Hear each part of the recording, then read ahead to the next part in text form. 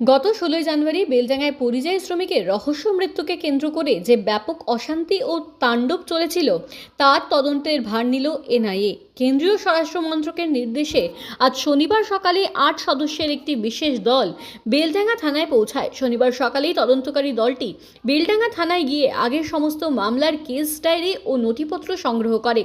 ঘটনার নেপথ্যে কোনো বৃহত্তর ষড়যন্ত্র বা পূর্ব পরিকল্পনা ছিল কিনা তা খতিয়ে দেখছেন এনআইএ আধিকারিকরা।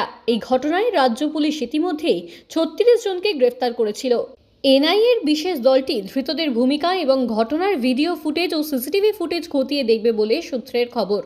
উল্লেখ্য, ঝাড়খণ্ডে মুর্শিদাবাদের এক পরিযায়ী শ্রমিক আলাউদ্দিন শেখের রহস্য মৃত্যুর খবর পৌঁছাতেই গত 16 ও 17 জানুয়ারি উত্তপ্ত হয়ে উঠেছিল বেলডাঙ্গা।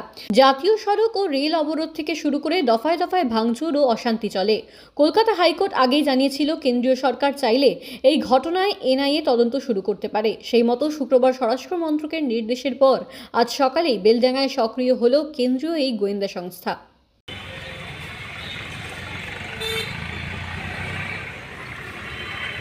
ছবিটা অ্যাটাচ করে থাকবে।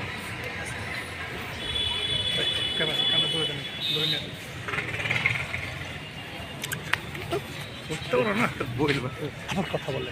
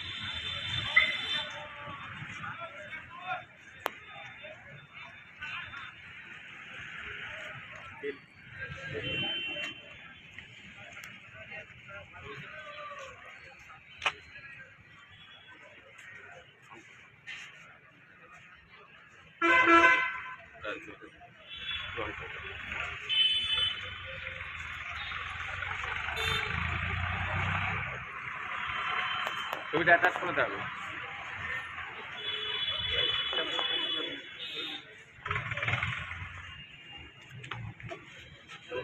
বলবো